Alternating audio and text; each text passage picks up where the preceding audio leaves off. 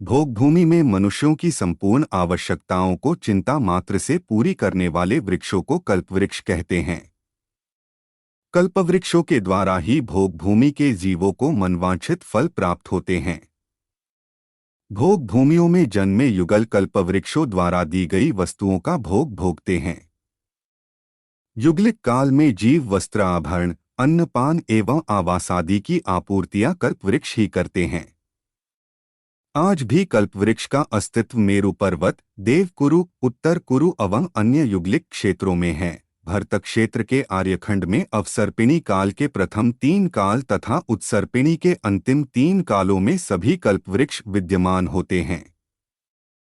कल्पवृक्ष न वनस्पतिकायिक होते हैं और न देवों द्वारा अधिष्ठित वृक्ष। ये वृक्षाकार रूप में पृथ्वी के सार स्वरूप सामान्य वृक्षों की भांति पृथ्वीकायिक होते हैं और जीवों को उसके पुण्य के अनुसार इष्ट फल प्रदान करते हैं।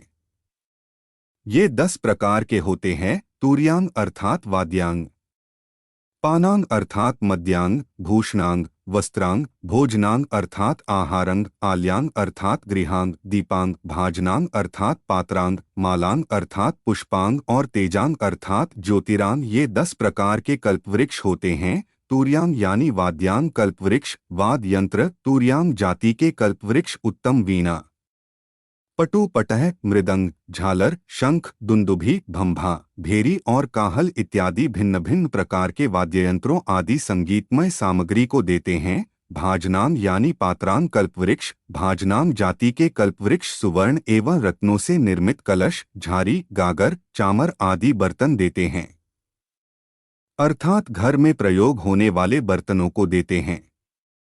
भूषणांग कल्पवृक्ष, इससे अलंकार प्राप्त होते हैं। भूषणांग जाति के कल्पवृक्ष कंगन, कटसूत्र, हार, केयूर, मंजीर, कटक, कुंडल, किरीट और मुकुट इत्यादि आभूषणों को प्रदान करते हैं। भोग भूमि की स्त्रियां 14 और पुरुष 16 प्रकार के आभूषण धारण करते हैं।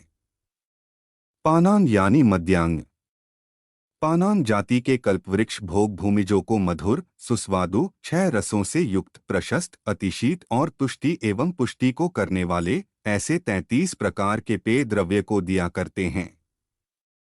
इसी का अपर नाम मद्यांग कल्पवृक्ष भी है।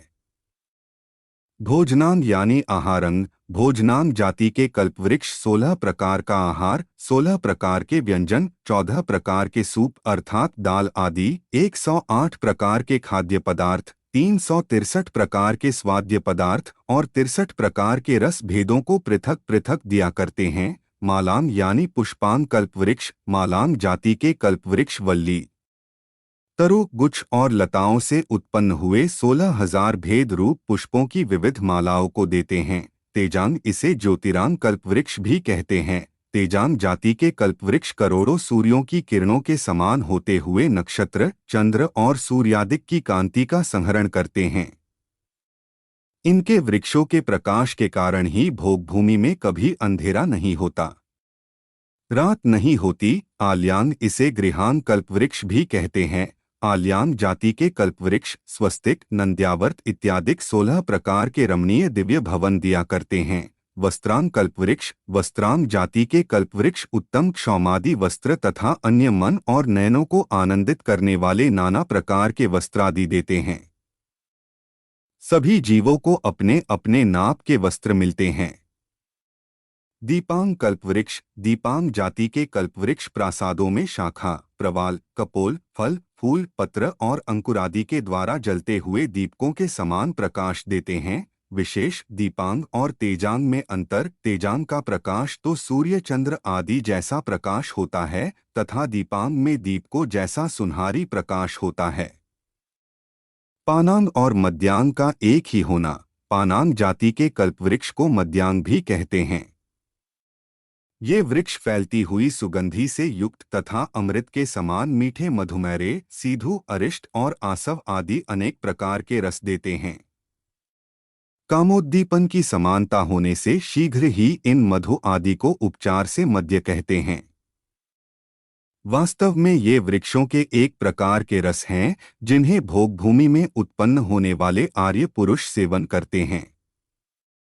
मद्यपायी लोग जिस मद्य का पान करते हैं वह नशा करने वाला है और अंतःकरण को मोहित करने वाला है, इसलिए आर्य पुरुषों के लिए सर्वथा त्याज्य है। जिनवाणी माता की जय।